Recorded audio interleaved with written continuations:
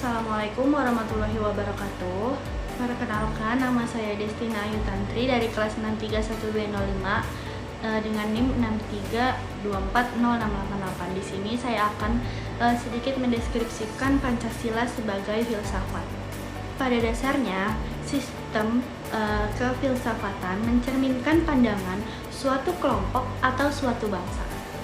Terbentuknya sistem kefilsafatan ini juga dipengaruhi oleh lingkungan fisik, sosial, dan spiritual yang ada di tempat suatu kelompok atau suatu bangsa hidup. Pancasila sebagai sistem filsafat dapat dimaknai sebagai hasil pemikiran manusia Indonesia secara mendalam, sistematis, dan menyeluruh tentang kenyataan.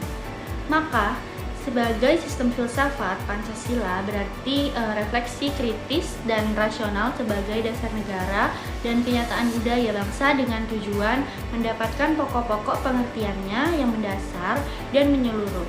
Adapun pembahasan mengenai Pancasila sebagai sistem filsafat ini dapat dilakukan dengan cara dedukatif dan induktif. Yang pertama ada cara dedukatif. Berarti dengan mencari hakikat Pancasila serta menganalisis dan menyusunnya secara sistematis menjadi keutuhan pandangan yang komprehensif. Dan cara induktif berarti dengan mengamati gejala-gejala sosial budaya masyarakat, merefleksikannya dan menarik arti serta makna yang hakiki dari gejala-gejala itu. Melalui cara-cara tersebut, filsafat Pancasila sebagai hasil perenungan memberi pengetahuan dan pengertian ilmiah, yaitu tentang hakikat dari Pancasila. Adapun ciri-ciri Pancasila sebagai sistem filsafat. Yang pertama, kepercayaan pada Tuhan Yang Maha Esa.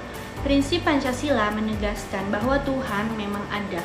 Prinsip ini menekankan bahwa dengan menerapkan nilai-nilai suci dapat membawa orang menuju kehidupan yang lebih baik di akhirat. Dan yang kedua, kemanusiaan yang adil dan beradab.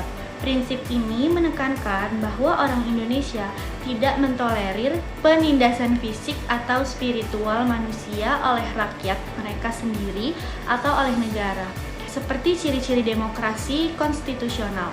Dan yang ketiga, ada kesatuan Indonesia.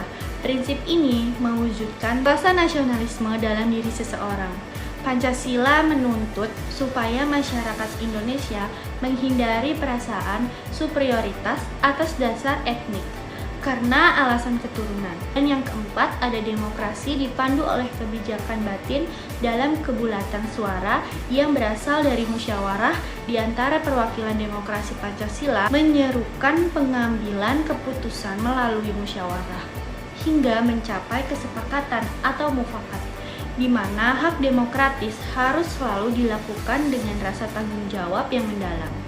Dan yang kelima, keadilan sosial untuk seluruh rakyat Indonesia. Prinsip ini menyerukan pemerataan kesejahteraan yang adil kepada seluruh penduduk, tidak secara statis namun dinamis dan progresif. Hubungan filsafat dengan Pancasila merupakan suatu fenomena kehidupan yang mana fenomena tersebut dirumuskan ke dalam 5 silanya yang hingga kini tetap diakui dan diterapkan sebagai simbol pemersatu Indonesia. Dengan berfilsafat, terdapat usaha untuk mengetahui sesuatu secara mendalam, mendasar, seluas-luasnya serta menyeluruh dengan mempertimbangkan segala sesuatu secara komprehensif atau sudut pandang, sehingga dapat diketahui hakikat tentang sesuatu atau makna esensi, tujuan, latar belakang, ciri-ciri, kegunaan, fungsi, manfaat, masalah-masalah, serta pemecahannya. Maka dari filsafat sangat diperlukan guna memahami nilai-nilai yang terkandung dalam Pancasila secara utuh. Bukti Pancasila sebagai filsafat dikatakan karena Pancasila merupakan perenungan jiwa yang dituangkan dalam suatu sistem, dan sistem tersebut merupakan pancaran dari semua sila Pancasila. Dengan begitu, nilai-nilai seperti jiwa, keagamaan, jiwa kebangsaan, jiwa kerakyatan, dan jiwa yang menjunjung tinggi keadilan sosial terkandung di dalam Pancasila. Dan adapun contoh Pancasila sebagai sistem filsafat yang dapat ditemukan dalam kehidupan sehari-hari. Di antaranya, yang pertama, menaati dan mematuhi peraturan yang berlaku. Yang kedua, membayar pajak tepat waktu. Yang ketiga, mencintai dan membina persatuan bangsa. Keempat, mengakui persamaan derajat. Kelima, selalu memihak dan membela negara yang memperjuangkan kemerdekaannya. Dan adapun yang terakhir, pengertian filsafat Pancasila menurut para ahli. Yang pertama ada dari Insinyur Soekarno, mengembangkan filosofi Pancasila dari tahun 1955 hingga pemerintahannya berakhir pada tahun 1965. Ketika itu, Soekarno selalu menyatakan bahwa filosofi asli Indonesia adalah Pancasila. Nilai-nilai Pancasila diambil dari budaya dan tradisi Indonesia, serta akulturasi dari India, Hindu-Buddha, Barat, Kristen, dan Arab Islam. Beliau juga berpendapat bahwa ketuhanan adalah asli berasal dari Indonesia. Keadilan sosial terinspirasi dari konsep Ratu Adil.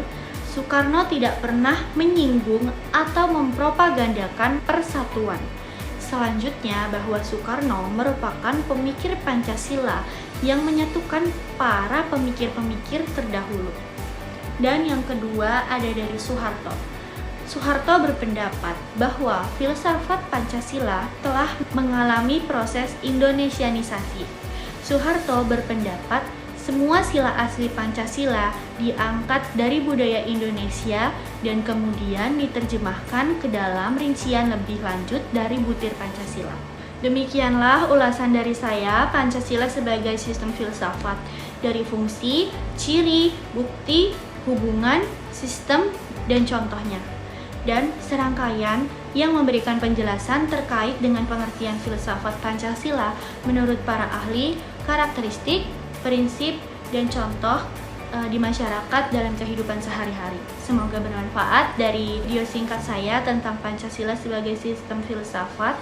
Terima kasih. Wassalamualaikum warahmatullahi wabarakatuh.